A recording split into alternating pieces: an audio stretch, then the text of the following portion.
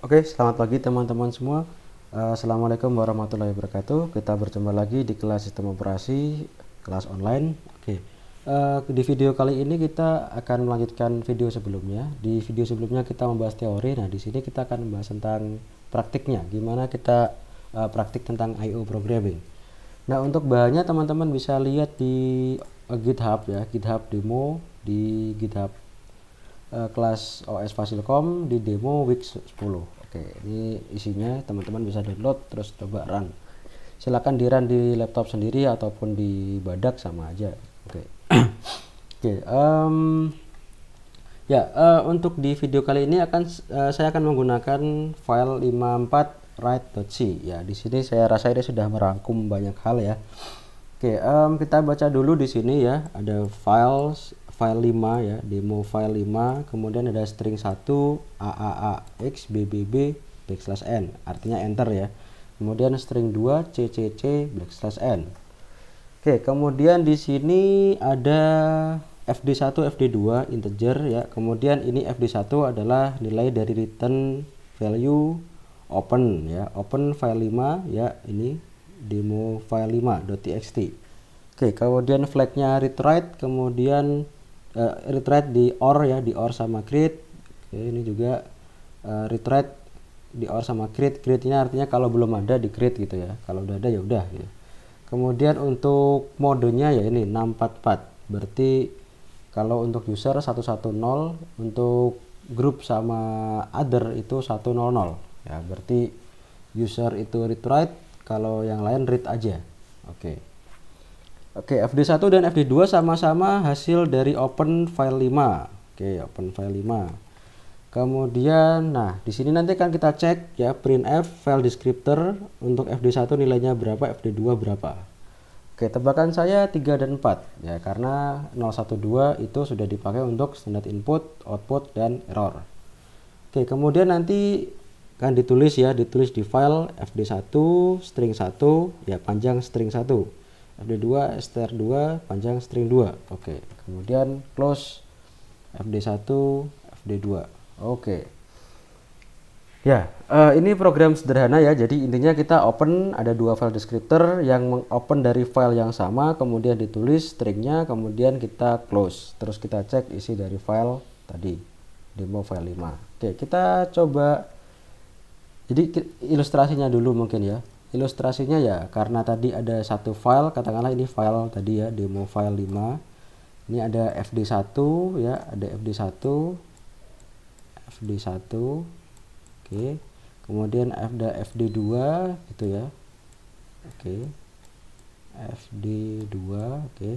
Ya, menunjuk ke satu file yang sama, yaitu demo file 5. Nah, kemudian ya ini dua file descriptor mengacu ke satu file yang sama. Apakah boleh? Boleh aja. Kemudian nilainya berapa? Ya, tadi kan kalau saya sudah sampaikan 012 itu sudah di assign untuk standar input, output, dan error. Nah, berarti fd1 tebakan kita adalah nilainya berapa? 3. Setelah itu fd2 3 sudah dipakai kan, berarti fd2 dapatnya berikutnya 4 gitu. Oke, kemudian ketika di print ketika di write ya, ini print aja ke standar output ya. Oke. Ketika di write ini write fd1 string 1 ya, berarti dia akan nulis AAAA X BBB AAA X BBB enter. Nah, berarti nanti baris 42 itu akan menulis 18. Oke. AAA X, oke, AAA X BBB, kemudian \n. Nah, kemudian baris 43 fd2 ya, fd2 menulis ya, di sini kita nulis menggunakan fd2 CCC \n. Nah, berarti nanti ya, karena fd1 dan fd2 ini dua pointer yang beda ya, maka meskipun fd1 sudah sampai di sini ya, nah berarti nanti FD2 mulainya dari depan lagi gitu. Mulainya dari depan lagi. Oke, berarti nulisnya CCC backslash n. Berarti 4 karakter kepake ya. Jadi sini nulisnya dari depan sini. Dari depan sini ya. Dari depan sini ke belakang ya, CCC backslash n. Nah, jadi nanti hasilnya adalah iya, berarti ini ditimpa karena FD2 nulis dari depan lagi CCC backslash n. Nah, jadi nanti kalau kita buka filenya, kalau kita cat gitu ya di terminal, nah nanti CCC kemudian enter, BBB enter. Nah, itu adalah isi dari demo file 5. Oke. Nah, oke, kita coba ya. Kita coba apa namanya? Kita coba run. Kita coba run.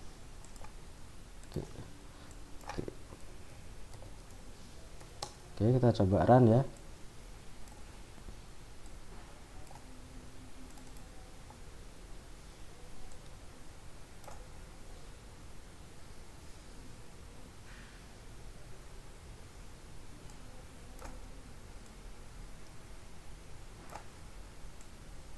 Oke, kita coba run. Kalau belum di make dulu aja. Oke, kalau tadi saya sudah make. Kemudian kita coba run titik slash 5 4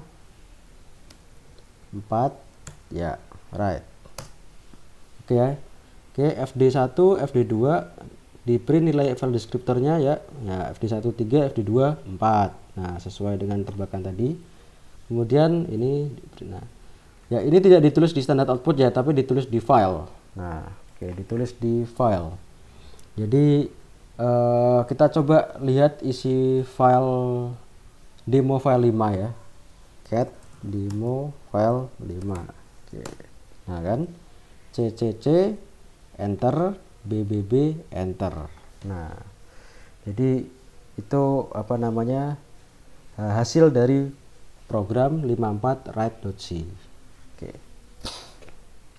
Oke, sampai sini dulu. Oke, kalau ada pertanyaan nanti bisa disampaikan di grup. Oke, berikutnya kita coba 57 dup. Nah, ini mirip seperti 54 ya. Kalau teman-teman lihat ini sintaksnya sangat mirip ya. Oke, ini sintaksnya sangat mirip. Hanya saja perbedaannya kalau di 54 ya, di 54 tadi FD2 itu open juga gitu ya. FD1 open. Oke. FD2 open. Oke. Kemudian dua-duanya dipakai untuk write ya ke file tadi di bawah file 5. Oke. Nah, kemudian udah selesai. Nah, ini hampir sama dengan 54, hanya saja file FD2, file descriptor 2 itu bukan hasil dari open, tapi hasil dari dup. Kita sudah bahas sebelumnya bahwa dup ini adalah duplicate. Kita menduplikat file descriptor lama, ya, file descriptor lama ke file descriptor baru. Nah, apakah nilainya sama? Jelas beda. Nilainya FD2 beda dengan FD1. Biasanya sesuai urutan aja. Tadi kalau FD1 ini 3 ya. 012 kan sudah dipakai. FD1 ini sama dengan 3 ya, FD2 ini lanjutannya. Lanjutannya 3 berapa? Berarti 4. Nah, FD2 sama dengan dup FD1 nilainya nanti 4. Tapi dua-duanya ini duplicate, yaitu mereka file descriptor yang duplicate yang mengarah ke satu file. Nah, demo file 7 gitu ya. Oke, jadi saya gambarkan ya, perbedaannya begini. Oke. Jadi kalau tadi ya, oke, kalau tadi saya punya file gitu ya. Oke, kalau tadi saya punya file, ya. Ini ada thread ke sini FD1 gitu ya. FD1 sama dengan 3. Oke. Ini tadi kalau yang 54-an begini ya. Kemudian FD2 open berarti file descriptor baru mengarah ke satu file yang sama. Nah, tapi kalau di program yang sekarang ya, oke, saya pindah ke sini aja biar gampang. Oke. Ya.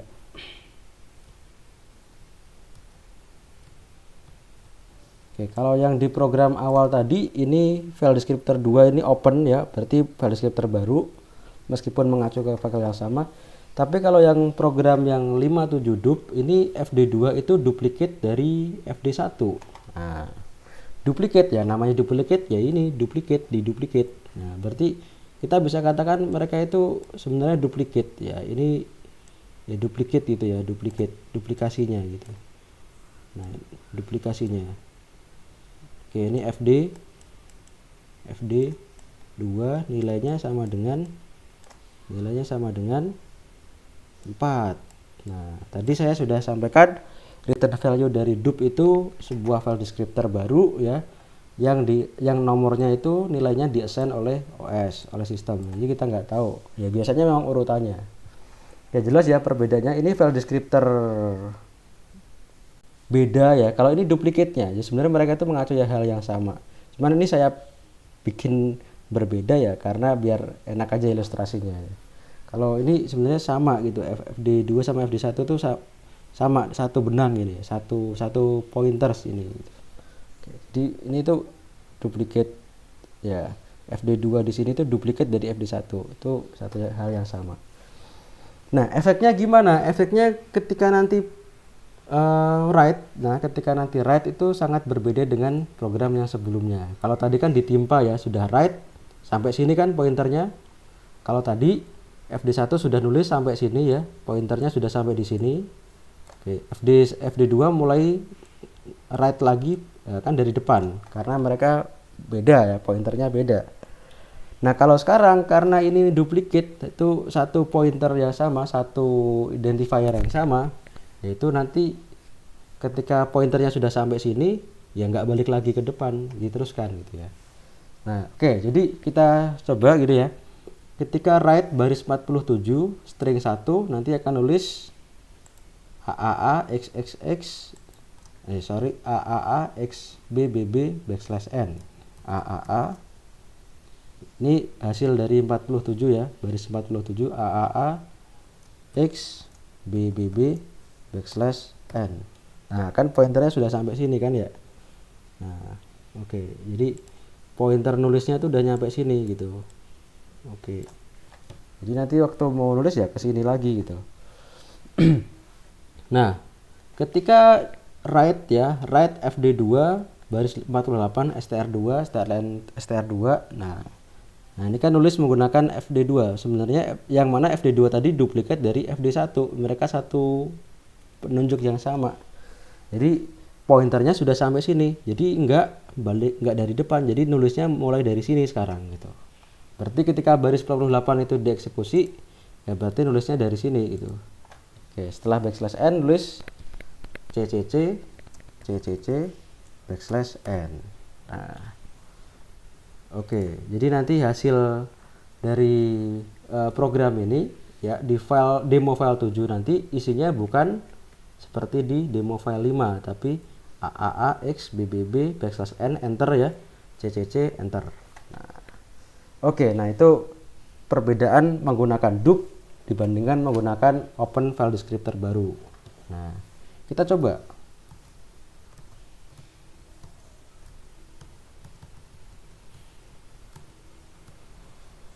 Oke, kita coba ya.